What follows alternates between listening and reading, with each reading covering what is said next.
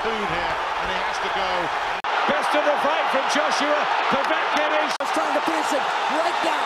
Down goes Klitschko. Petarung mantan pemegang gelar juara dunia kelas berat dari Inggris, Anthony Joshua, karirnya perlahan-lahan mulai meredup sejak pertarungan dan kemenangan terbesarnya saat melawan superstar dari Ukraina, Wladimir Klitschko pada tahun 2017.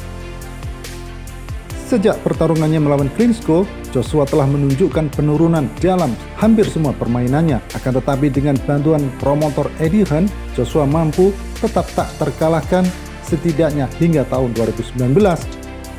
Akan tetapi di akhir tahun itu juga Anthony Joshua telah membalas kekalahannya terhadap Andy Ruiz Jr. Akan tetapi dikarenakan hanya karena Andy Ruiz saat itu telah mengalami penurunan fisik dikarenakan suka berpesta dan makan untuk merayakan status barunya sebagai seorang jutawan. Kekalahan Anthony Joshua pada bulan September tahun yang lalu saat melawan Alexander Usyk tentu benar-benar sangat mengejutkan karena saat itu seharusnya menjadi panggung besar bagi Anthony Joshua.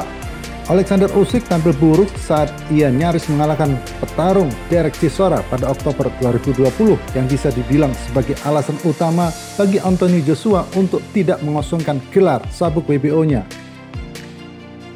Seandainya saat itu Usyk tampil spektakuler melawan Chisora, maka dapat diprediksi bahwa Eddie Hearn akan meyakinkan Anthony Joshua untuk mengosongkan sabuk WBO-nya demi menghindari pertarungan melawan Alexander Usyk dengan cara apapun.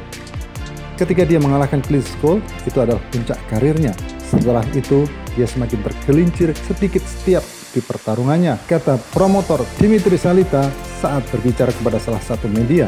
Sejauh ini, pertarungan Joshua sejak dia mengalahkan Klitschko adalah diantaranya menghadapi Carlos Takam, Joseph Parker, Alexander Povetkin, Andy Ruiz sebanyak 2 kali, Kubrat Pulev, dan Alexander Usyk. Sejak hari Anthony Joshua yang seharusnya melawan Jarrell Miller, akan tetap dia melawan Ruiz, maka sejak saat itu dia sudah jatuh. Bahkan dalam kemenangan terakhirnya saat melawan Pulev, dia terlihat baik-baik saja, tetapi dia tidak terlihat hebat dan tidak terlihat seperti Anthony Joshua yang sebenarnya. Tidak hanya resistensi pukulan dan stamina Joshua yang menurun, akan tetapi kepercayaan dirinya juga jauh dari level sebelumnya saat dia melawan Wladimir Klitschko. Seperti yang kita lihat, Joshua hanya sebentar menikmati puncak karirnya setelah kemenangan besarnya atas Klitschko yang saat itu berusia 40 tahun. Anthony Joshua saat ini berada di senja karirnya yang kurang lebih akan berjalan 9 tahun lagi. Bahkan jika Anthony Joshua mungkin memenangkan pertarungannya melawan Alexander Usyk pada 20 Agustus nanti, maka kemungkinan kekalahan lain baginya akan segera terjadi. Satu-satunya hal yang dapat menunda hal itu terjadi adalah jika Eddie Hearn ekstra hati-hati untuk memilihkan setiap lawan bagi seorang Anthony Joshua.